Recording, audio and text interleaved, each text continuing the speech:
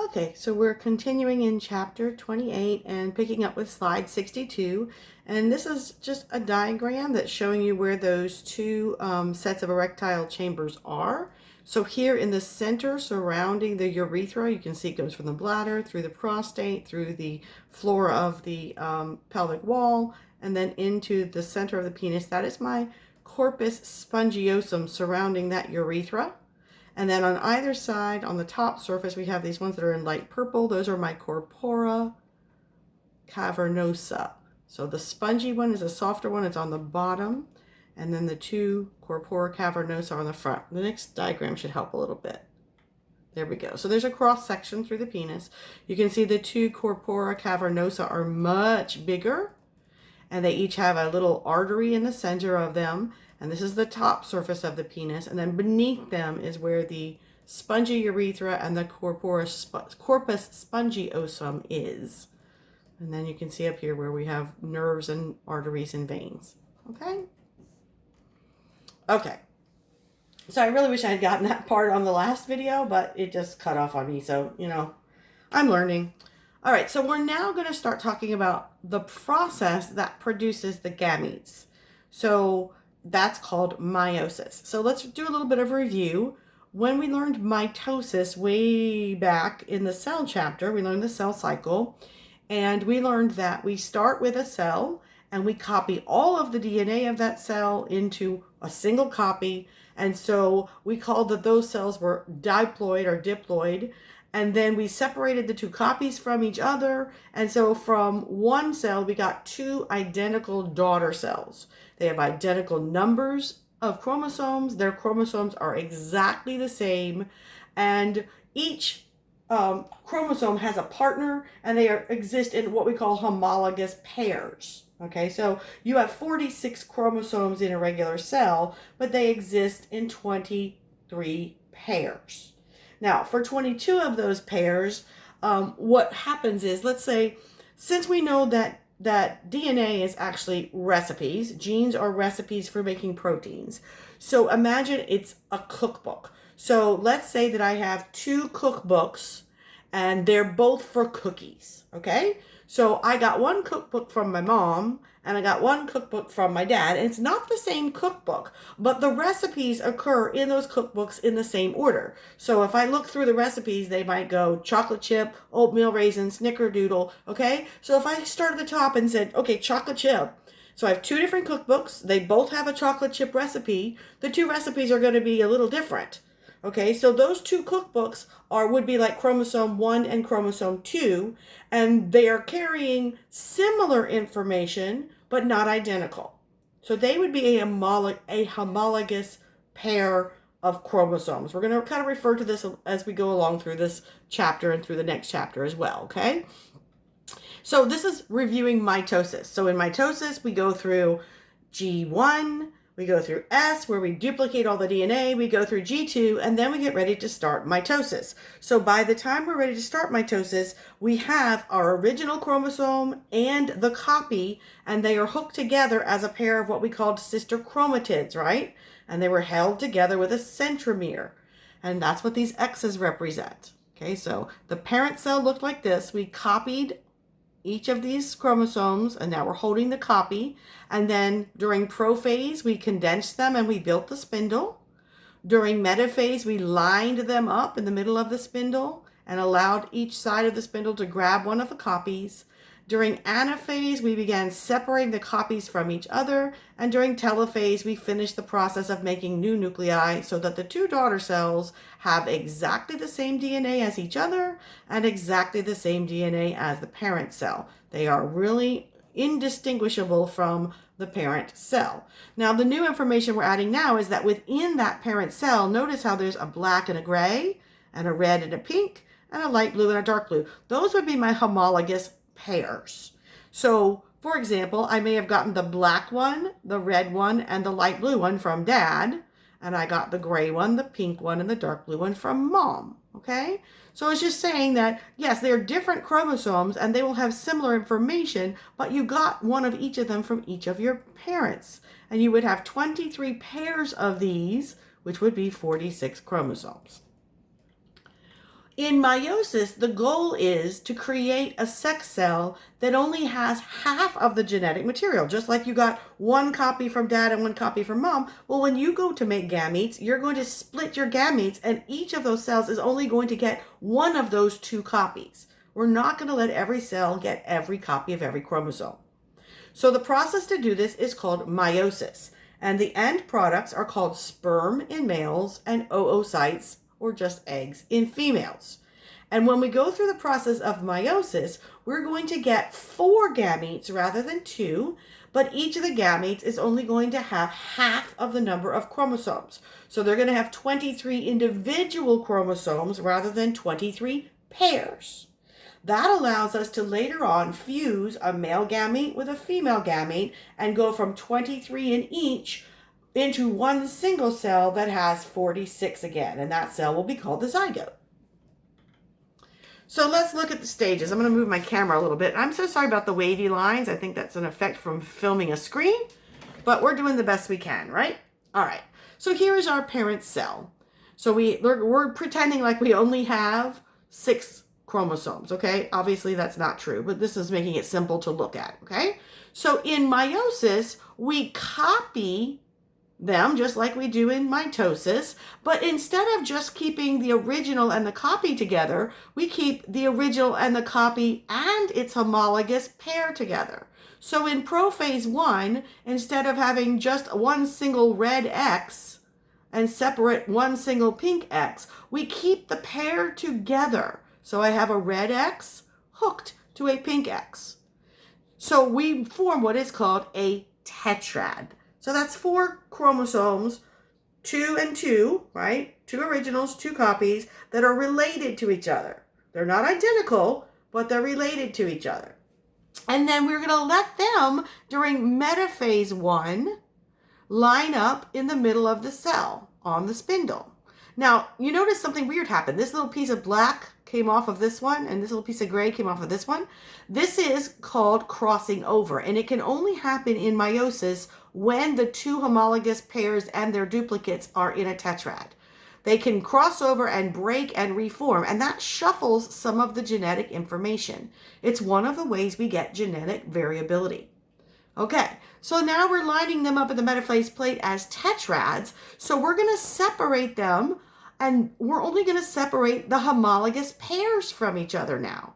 So we started out with these, we duplicated them, we brought them together in tetrads. Now we're going to separate the tetrad.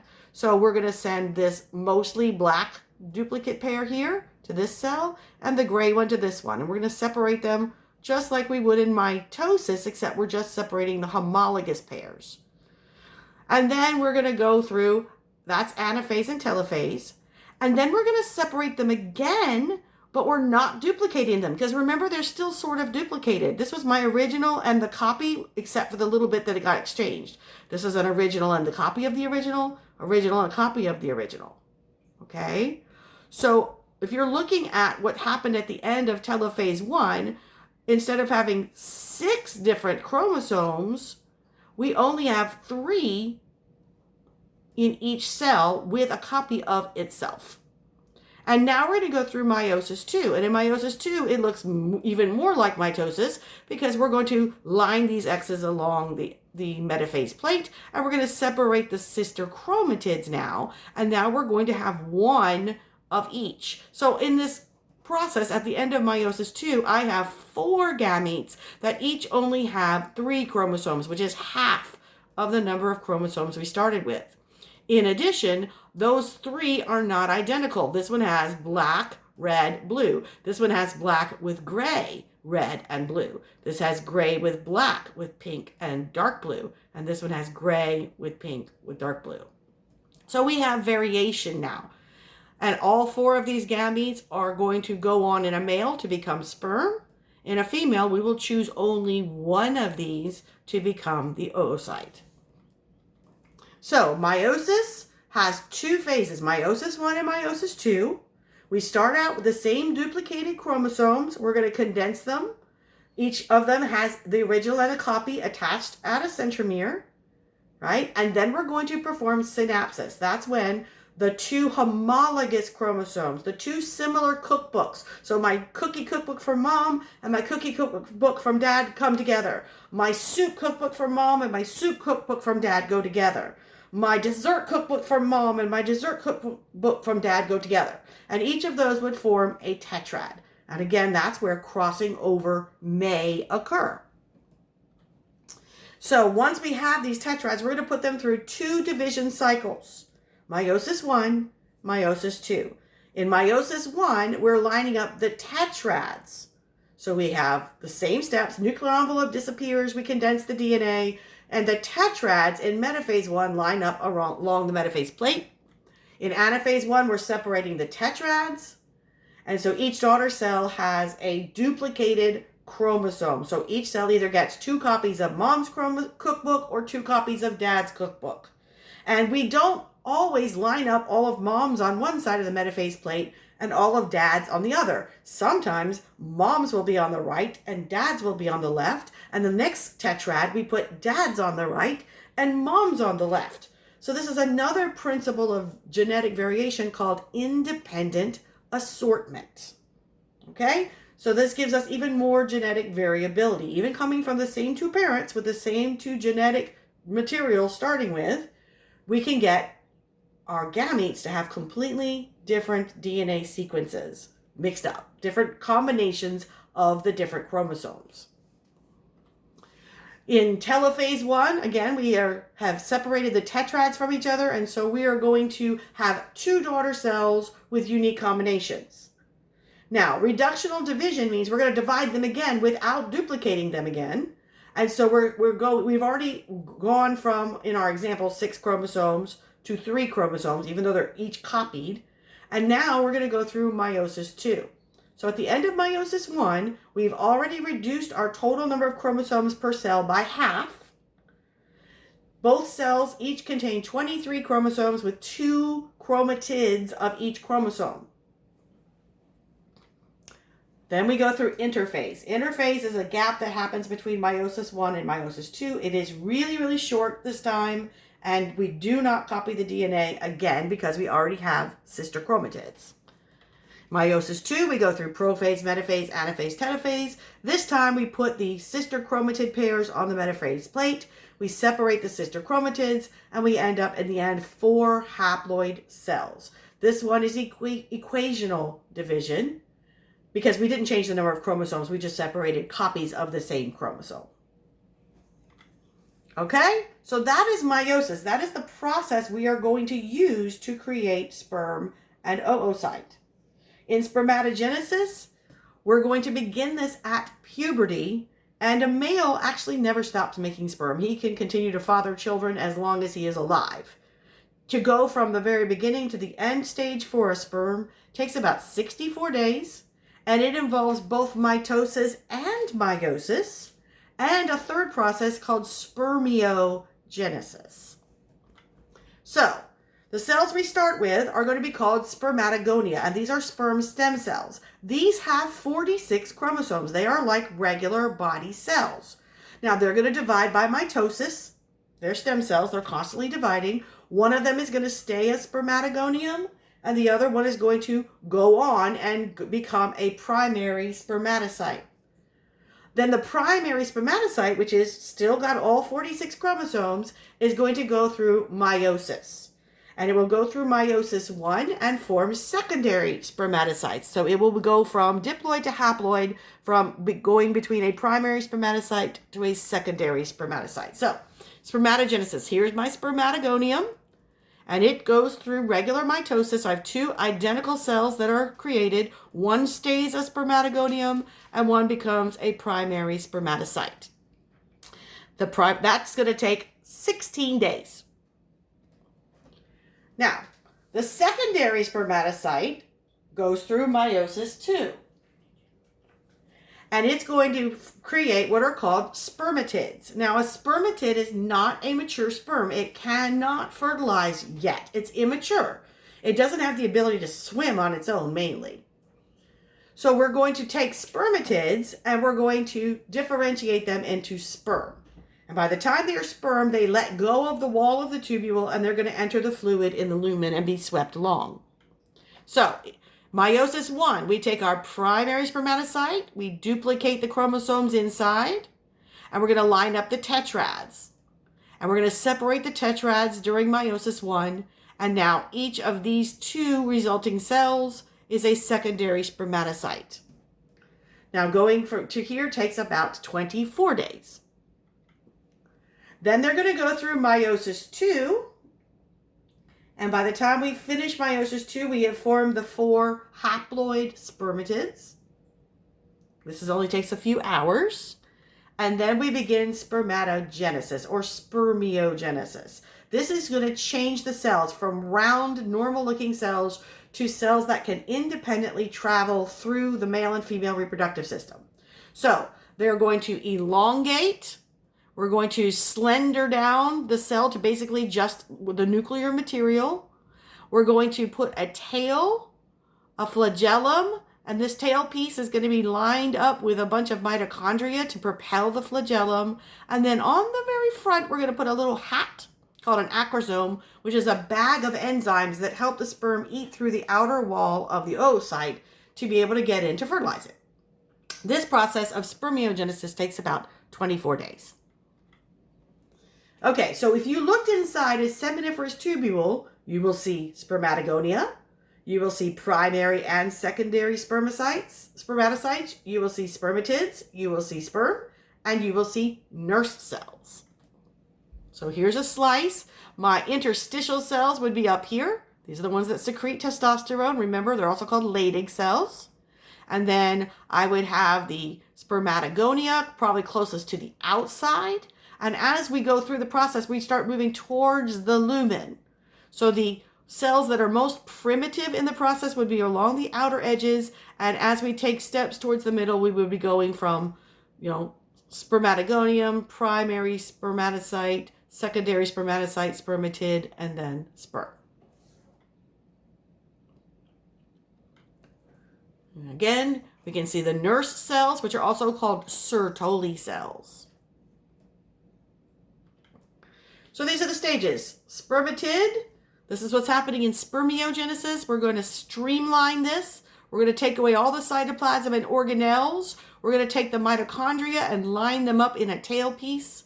And we're going to add a bubble of enzymes called an acrosome to the nucleus. And that is what becomes the main body of the sperm. And there is a mature sperm. It has an acrosome, nucleus. It has centrioles with a mitochondrial spiral. And it has a tail.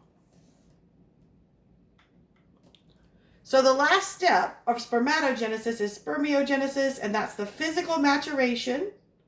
And so during spermiation, you're going to have to lose dependence on the nurse cells and go into the lumen and enter the fluid so that the sperm can go into the tract. So those nurse cells, what do? They help maintain the blood-testis barrier. They help support mitosis and meiosis. They support spermiogenesis. They secrete inhibin, and they secrete androgen-binding protein. So, go through these one at a time. The blood-testis barrier is going to make sure that the fluid inside the testes is different and separate from the rest of the circulation. And so, we're going to do like we did for cerebral spinal fluid. We're going to do it for the blood-brain barrier. We're going to make tight junctions that divide the seminiferous tubule into compartments. And the outer compartment has spermatogonia, and the inner compartment is where we're going to have meiosis happen. Nurse cells get stimulated by follicle-stimulating hormone and testosterone. And once they're stimulated, they promote the division of the spermatogonia to produce more sperm. And then they also promote meiotic divisions of spermatocytes. They're going to surround and enfold the spermatids. They're going to give them nutrients. They're going to provide chemical stimuli for them to go through the stages of spermiogenesis. And they are going to collect all the extra cytoplasm that's being shed as the cell changes shape from a spermatid to a spermatozoan. Inhibin is a peptide that is going to stop the pituitary gland's production of follicle-stimulating hormone. So it's going to slow down the the growth. If you have plenty of sperm stored, you're going to secrete inhibin. It's going to be a positive feedback loop for sperm maturation. Regulation of follicle stimulating hormone and gonadotropin releasing hormone is by inhibin is going to be for negative feedback. And so as the rate of sperm production increases, we're also making more inhibin. Androgen binding protein, also released by nerve cells, binds up excess testosterone in the luminal fluid. And that's going to keep the androgen concentration high, stimulating more and more spermiogenesis. Okay, so once the sperm leave the epididymis, they are mature, but they still really can't swim on their own. In order to become motile, they have to involve one more step called capacitation. And they do not become capacitated until they get to the seminal gland secretion. Then, once they are exposed to seminal glands and mixed with seminal gland secretions, they go through capacitation, and then they fully become capable of fertilization once they get into the female's body. So looking at a sperm, we have a head, a neck, a middle piece, and a tail. The head is going to have the DNA and an acrosome. The middle piece is where we're going to put the mitochondria, and the tail is made of the flagellum. So a mature sperm does not have an endoplasmic reticulum, a Golgi, a lysosome, a peroxisome, or inclusions. This kind of streamlines it. It's not going to be alive for very long, at most like 7-8 days once it leaves the male's body. So we don't have to worry about having lots of protein production things going on. It has to be able to absorb nutrients, primarily the fructose that's coming out of the seminal fluid. And then it has to be able to use that fructose in the mitochondria to create ATP. Okay, so what is controlling this process? We've kind of mentioned a few things. We've mentioned follicle stimulating hormone. That comes from the pituitary gland. The male also responds to luteinizing hormone, and it will release these two in response to gonadotropin releasing hormone from the hypothalamus. It's secreted in pulses. 60 to 90-minute intervals, you'll send out a pulse of gonadotropin releasing hormone from the hypothalamus to the anterior pituitary. And every pulse will control how much follicle stimulating hormone and luteinizing hormone is going to be released. Now, after luteinizing hormone is released, it goes to the interstitial cells and causes them to release testosterone. So follicle stimulating hormone stimulates nerve cells, luteinizing hormone stimulates the interstitial cells. So the follicle stimulating hormone and testosterone both go to the nerve cells and causes an upregulation in inhibin, androgen binding protein, and sperm maturing. We kind of already talked about these. I'm not going to ask you a lot of details about this on the test, guys, honestly. Testosterone is probably the most important male hormone. It's going to not only help mature the sperm, but it provides the sexual drive that causes a male to seek a partner. It circulates in the bloodstream bound to one or two transport proteins because it is a steroid hormone. It's going to be able to slip in and out of membranes. So we have to bind it to a protein to keep it in the blood. When we secrete testosterone, it stimulates spermatogenesis. It maintains or raises sexual drive. It stimulates bone and muscle growth.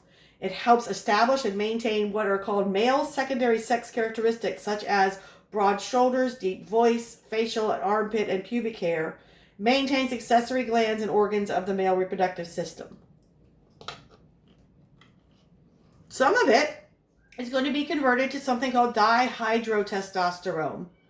And then 10% of what's in the bloodstream ends up being actually dihydrotestosterone, which can bind to the same receptors as regular testosterone, but it can sometimes cause a different effect.